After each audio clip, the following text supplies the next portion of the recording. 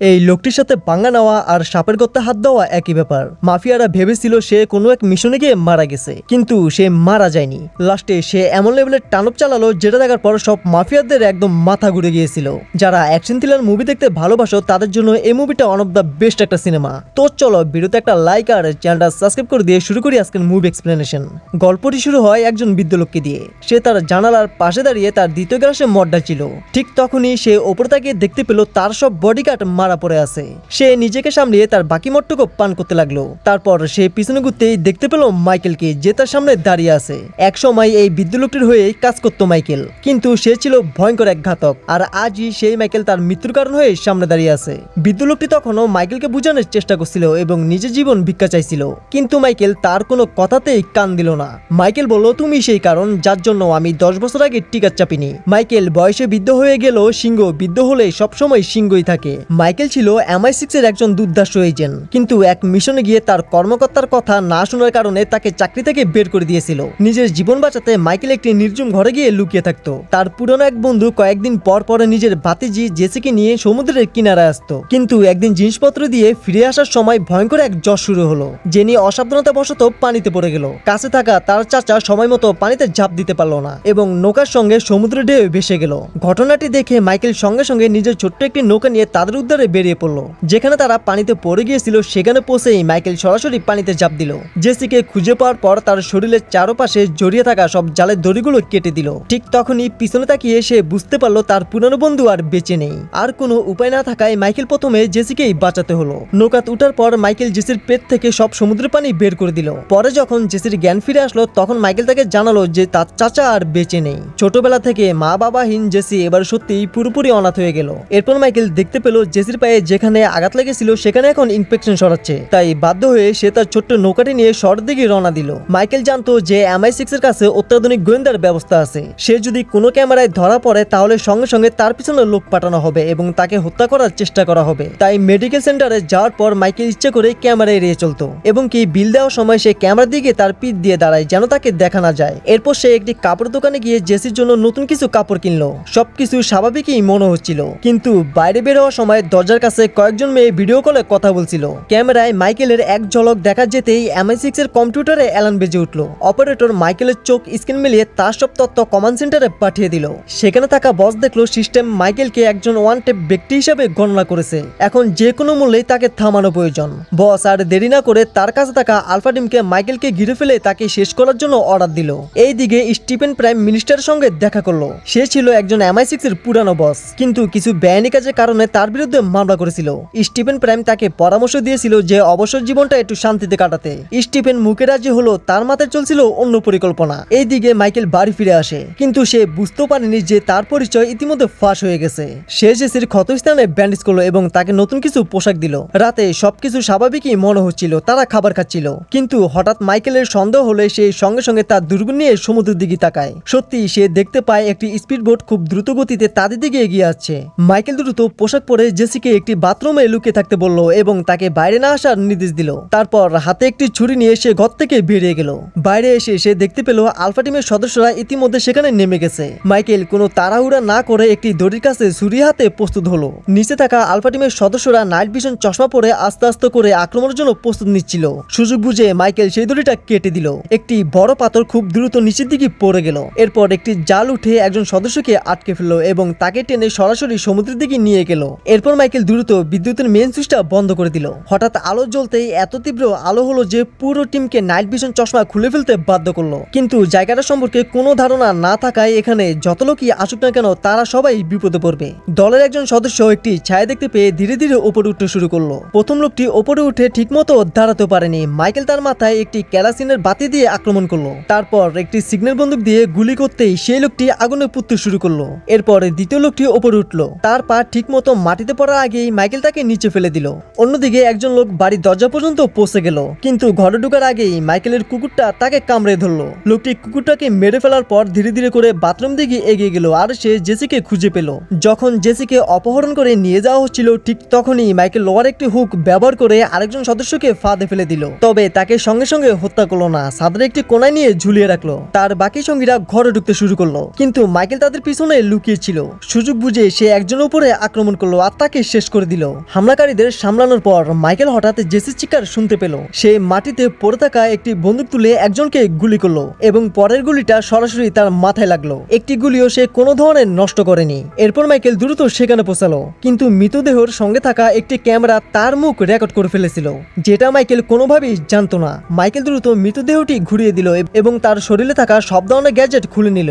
সে জেসিকে কিছুক্ষণ সেখানে অপেক্ষা করতে বলল এবং নিজের কুকুরটাকে নিয়ে আসার জন্য ঘরে গেল, কিন্তু সে জানতো না তার প্রিয় কুকুরটা আর বেঁচে নেই। এখন যেহেতু তাদের অবস্থানের কথা ফাঁস হয়ে গেছে, তাই সেখানে লুকিয়ে থাকার আর কোনো প্রশ্নই আসে না। তাই মাইকেল তার ঘনিষ্ঠ এক বন্ধুকে ফোন করে দেখা করার সময় ও ঠিকানা কথা বলে দিল। এরপর ফোনের ব্যাটারি খুলে ফেলে দিয়ে জেনিকে নিয়ে সেই বাড়ি থেকে বেরিয়ে আসলো। এইদিকে MI6 এর কমান্ড সেন্টারও পুরো ঘটনাটি দেখে হতবাক হয়ে গেছিল। কাজ শেষ করার জন্য বস তার লোকদের বলল ঘটনাস্থলে যে এজেন্ট আছে তাকে কাজে লাগিয়ে দাও, কারণ যেভাবে হোক মাইকেলকে থামাতে হবে। এরপর সে একা মেন সার্ভার রুমে গেল। সেখানে থাকা কম্পিউটার অপারেটর তাকে জানালো যে এর আগে মাইকেলকে যে সন্ত্রাসী হিসেবে গণনা করেছিল সেটা সম্পূর্ণ ভুয়া ছিল। কেউ গোপনে কম্পিউটারের কোড পরিবর্তন করে দিয়েছিল যাতে মাইকেলের ছবি ব্যবহার করে তাকে সন্ত্রাসী হিসেবে গণনা করা যায়। আসল সত্য হলো মাইকেল ছিল MI6 এর একজন উচ্চ পর্যায়ের এজেন্ট। সবকিছু শুনে বস একদম হতবাক হয়ে গেল। কেউ কেন এমনটা করবে? সে কম্পিউটার অপারেটরকে পুরো বিষয়টি ভালোভাবে দেখতে বলল এবং এর পিছে কে আছে সেটা খুঁজে বের করার নির্দেশ দিল। এরপর সে কমান্ড সেন্টারে ফিরে এসে সবাইকে বলল মাইকেলকে জীবিত ধরতে হবে, তাকে যেভাবে হোক হত্যা করা যাবে না। কিন্তু সে জানতো না তার প্রত্যেকটা পরিকল্পনা লাইভে স্টিফেন আগে থেকেই দেখে যাচ্ছিল। স্টিফেন যখন দেখলো MI6 নতুন একজন এজেন্টকে পাঠিয়েছে, সে সঙ্গে সঙ্গে তার কাছে বার্তা পাঠালো। সে বলল আমি হলাম তোমার সব থেকে বড় বস, তুমি শুধু আমার আদেশই পালন করবে। এজেন্ট উত্তর দেওয়ার পর স্টিফেন তাকে মাইকেল ও জেনিকে তাদের দুজনকে হত্যা করার নির্দেশ দিল। এইদিকে মাইকেল ও জেসি একটা সমুদ্র তীরে পৌঁছে গেল। তারা কাছের একটি বাড়ির সামনে একটি গাড়ি দেখতে পেল। নিরাপত্তার জন্য মাইকেল বন্দুকটি জেসির হাতে দিয়ে বলল তুমি এখানেই অপেক্ষা করো। আর সে নিজেই বাড়ির ভিতরে ঢুকে গেল গাড়ির চাবিটা খুঁজে বের করার জন্য। হঠাৎ সে ভিতরে একটি ছোট্ট শিশুকে দেখতে পেল। তারপরেই শিশুটির বাবা বন্দুক হাতে দরজার সামনে এসে দাঁড়ালো। মাইকেল নতুন কোনো ঝামেলা চাচ্ছিল না, কিন্তু তখনই জেসি বন্দুক হাতে সেখানে পৌঁছে গেল। অবস্থা দেখে লোকটির আর কোনো উপায় ছিল না। জেসির নির্দেশে সে মাইকেলের ক্ষত স্থান সেলাই করতে বাধ্য হলো। তাদের মনে হচ্ছিল এখানেই সবকিছু শেষ হয়ে যাবে, কিন্তু তারা বাড়ি থেকে বের হওয়ার আগে লোকটির ছেলে বলল তারা পুলিশকে ইতিমধ্যে কল করে দিয়েছে। বাইরে পুলিশের গাড়ি সাইলেন্ট শুনে মাইকেল জানালা দিয়ে বাইরে তাকালো। পুলিশের গাড়ি ইতিমধ্যে সে বাড়ির কাছে চলে এসেছে। কমান্ড সেন্টার যখন বিষয়টি জানতে পারলো, তারা পুলিশকে এই ঘটনা জড়াতে নিষেধ করলো, কিন্তু ঘটনাস্থলে থাকা পুলিশ তাদের কোনো কথাই শুনলো না। মাইকেল বুঝতে পারলো যে আসলে এখানে কি ঘটেছে। বাড়ির লোকটি বাইরে তাকাতেই একটি গুলি এসে তার মাথা বেদ করে চলে গেল। ঠিক তখনই এজেন্ট সেখানে পৌঁছে গেল আর পুলিশের উপরে গুলি করতে শুরু করলো। মাইকেল ছেলেটিকে বলল এখানে বসে থাকো, একদমই লড়াচড়া করবে না। এরপর সে অস্ত্র হাতে ধীরে ধীরে দরজার দিকে এগিয়ে গেল। একজন পুলিশ ভিতরে ঢুকতেই মাইকেল তাকে লাথি দিয়ে ফেলে দিল। তারপর আরো একজন পুলিশ এসে মাইকেলের উপরে আক্রমণ শুরু করলো। মাইকেল একাই তাদের দুজনকে কাবু করে ফেললো। সে জেসিকে নিয়ে বাইরে বেরিয়ে আসছিল, কিন্তু তখন আরেকজন পুলিশ তাদের সামনে এসে দাঁড়ায়। মাইকেল তার মাথায় জোরে ঘুষি মারতে সে মাটিতে পড়ে গেল। এরপর তার পকেট থেকে সব প্রয়োজনীয় জিনিস নিয়ে সেখান থেকে বেরিয়ে গেল। আরেকজন পুলিশ মাইকেলের সামনে আসলে মাইকেল তার মুখে পেপার স্প্রে মেরে তাকে মাটিতে ফেলে দিল। পুলিশটি যন্ত্রণায় কাতরাতে শুরু করলো। এরপর মাইকেল কয়েকজন পুলিশকে কাবু করে তাদের অস্ত্র নিয়ে নিল। কমান্ড সেন্টার সবকিছু দেখে ঘটনাস্থলে থাকা এজেন্টের সাথে যোগাযোগ করার নির্দেশ দিল, কিন্তু তারা জানতো না সে এজেন্ট অনেক আগে নিজের ফোন ও যোগাযোগ ব্যবস্থা নষ্ট করে দিয়েছিল। যদিও এইসব বিষয় নিয়ে মাইকেলের কোনো মাথা ব্যথা ছিল না। সে পুলিশের একটি গাড়ি নিয়ে সেখান থেকে দ্রুত পালিয়ে গেল। কিন্তু সরু রাস্তায় পৌঁছানোর পর সে এজেন্টও তাদের পিছু করছিল। পিছন থেকে এজেন্ট দুটা গুলি চালায়, কিন্তু এই গুলিতে গাড়ির কোনো সমস্যা হয় না। তখন সে গাড়ির গতি বাড়িয়ে দিয়ে মাইকেলের গাড়িকে পিছন থেকে ধাক্কা দিল, কিন্তু ধাক্কা খেয়েও মাইকেলের গাড়ি বরাবর মতোই তেমন কিছুই হলো না। মাইকেলও তার সাথে কোনো ধরনের ঝামেলা চাচ্ছিল না, তাই সে তার গাড়িটা অন্য রাস্তায় ঘুরিয়ে নিল। এরপর দুজনের মধ্যে শুরু হলো এক ভয়ঙ্কর ধাক্কাধাক্কির লড়াই। পিছনের এজেন্ট বেশ সমস্যা পড়ে গেল। সুযোগ বুঝতে পেরে মাইকেল তার গাড়িটাকে ব্রেক করে গতি কমিয়ে দিল। এরপর আবার গতি বাড়িয়ে এজেন্টের গাড়িটাকে পিছন থেকে ধাক্কা দিল। শেষ পর্যায়ে গাড়িটা নিয়ন্ত্রণ হারিয়ে বিপদে পড়ে গেল। মাইকেল দ্রুত গাড়ি নিয়ে একটি কাঠের কারখানায় ঢুকে গেল। দুইজনেই গাড়ি থেকে নেমে অন্য একটি গাড়ি নেওয়ার চেষ্টা করছিল। এইদিকে এজেন্টটি মারা যায়নি, সে প্রচন্ড আহত হয়েছিল। সে অস্ত্র নিয়ে রাস্তা দিয়ে যাওয়া একজন অপরিচিত ব্যক্তির গাড়ি ছিনতাই করার চেষ্টা করছিল। ঠিক তখনই পিছন থেকে একটি পুলিশের গাড়ি চলে এলো। আগে থেকেই রাগে পাগল হয়ে থাকা এজেন্ট এবার পুলিশের উপরে হামলা চালালো। সে কোনো কিছু না ভেবে তাদের উপরে গুলি চালিয়ে বসলো। এইদিকে MI6 এর বস আবারও মাইকেলকে দেখে গভীর চিন্তায় পড়ে গেল। সে সঙ্গে সঙ্গে পুরনো বস স্টিফেনকে ফোন করে এবং পুরো বিষয়টা জানতে চায় যে আসল গল্প কি। স্টিফেন বিষয়টি ঘুরিয়ে বলল একবার একটি গোপন মিশনে মাইকেল তার অর্ডার মানেনি। সরকারের যে ব্যক্তিকে হত্যা করতে চেয়েছিল মাইকেল তাকে পালিয়ে যেতে সাহায্য করেছিল। এবং তারপরে সে নিজেও নিখোঁজ হয়ে যায়। স্টিফেন আরো বলল মাইকেল খুব বিপজ্জনক, তাকে যেভাবে হোক থামাতে হবে, আর এখন যেহেতু তার লোকেশন পাওয়া গেছে তাই যেভাবে হোক তাকে হত্যা করতে হবে। কিন্তু বস স্টিফেনের কথায় পুরোপুরি বিশ্বাস করতে পারে না। ফোন কেটে সে কম্পিউটার অপারেটরের কাছ থেকে একটা পেন ড্রাইভ নিল। পেন ড্রাইভ খুলে দেখা গেল সেই পুরনো মিশনের তথ্য রয়েছে, যে মিশনে স্টিফেনের নির্দেশে মাইকেল কাজ করেনি। ফাইল থেকে জানা গেল মাইকেল ইরানের একজন ব্যক্তিকে হত্যা করেনি, কারণ সেই বিজ্ঞানী নিজের পারমাণবিক অস্ত্র বোমার নকশা সরকারের হাতে তুলে দিয়েছিল।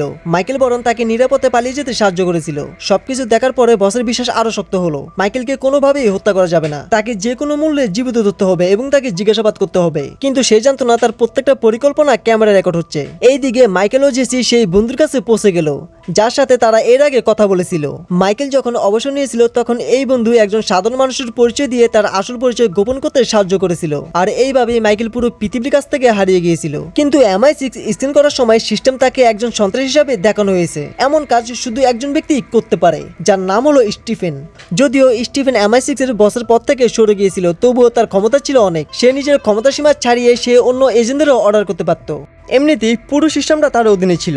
মাইকেল সামনে লুকিয়ে থাকার আর কোনো পথ ছিল না। এই সমস্যার সমাধানের উপায় ছিল একটাই, স্টিফেনকে থামানো। মাইকেল তাই জেসিকে তার সঙ্গে রাখতে চাইছিল না, কারণ সে জেসির জীবনের নিরাপত্তায় নিশ্চয় করতে পারছিল না। কিন্তু সামরিকে হওয়া ঘটনার কারণে জেসি মাইকেলের সঙ্গে পুরোপুরি জড়িয়ে পড়েছে। সে মাইকেলকে ছাড়া আর কাউকে বিশ্বাস করতো না। আর সব থেকে বড় সমস্যা ছিল মাইকেলের বন্ধু ক্যান্সারে আক্রান্ত ছিল। সে জেসির দেখাশোনা করার মতো কোনো অবস্থায় ছিল না, তাই সে শুধু দূর থেকে যতটাই সম্ভব সাহায্য করে যেতে পারত। কথা শেষ করে মাইকেলের বন্ধু বাইরে বেরিয়ে আসলো। মাইকেল যখন ঘরের ভিতরে ঢুকতে গেল তখন সে হঠাৎ অদ্ভুত একটা শব্দ শুনতে পেল। সে সঙ্গে সঙ্গে জেসিকে একটা কোণায় লুকিয়ে থাকতে বলল এবং কাছে তাকে একটা লোহার অস্ত্র নিয়ে সেও দরজার পিছনে লুকিয়ে পড়লো। বাইরের এই জন্য কোনো সাধারণ খেলা হচ্ছিল না। সে হাতে একটি বন্দুক নিয়ে ধীরে ধীরে করে ঘরের ভিতরে ঢুকতে শুরু করলো। হঠাৎ সে গুলি চালাতে শুরু করলো। দ্রুত মাইকেল একটি কোণায় গিয়ে লুকিয়ে পড়লো। এজেন্ট একের পর এক গুলি চালাতে থাকলো। সুযোগ বুঝে মাইকেল তার উপরে একটি আলমারি ফেলে দিল এবং জোরে জোরে লাত্তাতে শুরু করলো। রাগে এজেন্ট এবার মাইকেলের গলা চেপে ধরলো। মাইকেল সঙ্গে সঙ্গে একটি চামচ তুলে তার উপরে আক্রমণ শুরু করলো। এরপর তাকে একটি দেওয়ালের সঙ্গে ছুড়ে ফেললো। দুজনের মধ্যে শুরু হলো এক ভয়ঙ্কর হাতাহাতি।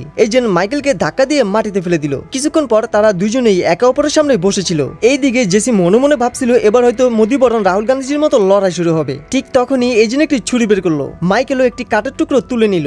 দুজনেই এবার একে অপরের উপরে ঝাঁপিয়ে পড়লো। মাইকেল তার পেটে আঘাত করলো এবং জোরে লাথি মারায় এজেন্ট এবার মাটিতে পড়ে গেল। শেষ পর্যন্ত এজেন্ট আবার মাইকেলকে ধরে ফেললো। কিন্তু তখনই জেসি বন্দুক হাতে এজেন্টের দিকে তাক করলো। সুযোগ পেয়ে মাইকেল ও জেসি দ্রুত সেখান থেকে পালিয়ে গেল। বাইরে এসে তারা দ্রুত গাড়িতে উঠে চলে গেল। পিছনে থাকা এজেন্ট শুধু কয়েকটি গুলি চালাতে পারলো। কিছুক্ষণের মধ্যে স্টিফেন জানতে পারলো যে ইতিমধ্যে তাদের মিশন আবারও ফেল হয়ে গেছে। সে সঙ্গে সঙ্গে আরো এজেন্ট পাঠানোর নির্দেশ দিল, কারণ যে কোনো মূল্যে সে মাইকেলের লাশ চায়। এইদিকে বন্ধুকে বিদায় জানিয়ে মাইকেল জেসিকে নিয়ে লন্ডনে যাওয়ার উদ্দেশ্যে রওনা দিল। সে স্টিফেনের কথা খুব ভালো করে জানতো যে স্টিফেন এত তাড়াতাড়ি তাকে ছেড়ে দিবে না। জেসি চাচা ছিল মাইকেলের এক পুরানো কর্মচারী। তারা দুজনেই স্টিফেনের নির্দেশে কাজ করেছিল।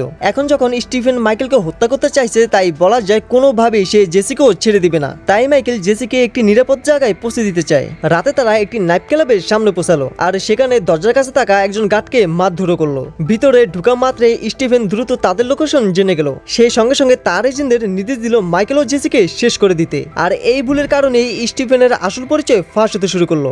MI6 এর কম্পিউটার অপারেটর আগে থেকে একটি ফাঁদ তৈরি করে রেখেছিল। কেউ যদি নিজের ক্ষমতা সীমা ছাড়িয়ে কোনো কাজ করে তাহলে সিস্টেম সঙ্গে সঙ্গে তার অবস্থান ও কর্মকাণ্ড শনাক্ত করবে। এখন পর্দার আড়ালে এই খেলার আসল মাস্টারমাইন্ড কি সেটা MI6 এর বস আগে থেকেই বুঝে গেছিল। তবে এখন সবথেকে গুরুত্বপূর্ণ কাজ ছিল মাইকেলকে খুঁজে বের করা। নাইট ক্লাবে মাইকেল ক্লাবের মালিককে খুঁজে বের করলো। তারা দুইজনেই অতীতে স্টিফেনের জন্য অনেক বেআইনি কাজ করেছিল।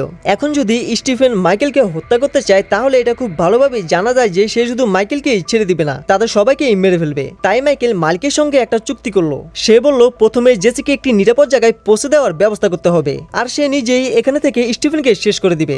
ক্লাবের মালিক কিছুটা চিন্তায় পড়ে গেল। সে বুঝতে পারলো মাইকেল শুধু শুধু এসব কথা বলবে না, অবশ্যই এর পিছনে কোনো কারণ আছে। শেষ পর্যন্ত ক্লাবের মালিক মাইকেলের সাথে চুক্তি করে নিল। কিছুক্ষণ পর মালিক একটি পাসপোর্ট আর কিছু টাকা নিয়ে এলো। সে বলল মাইকেল জেসিকে একটা বন্দরে নিয়ে যাও, সেখান থেকে আমার একজন লোক এসে জেসিকে নিয়ে যাবে। কিন্তু তখনই বাইরে স্টিফেনের ঘাতক দল নাইট ক্লাবের সামনে চলে এলো। একই সময়ে MI6 এর দলও সেই নাইট ক্লাবের সামনের দিকে এগিয়ে আসছিল।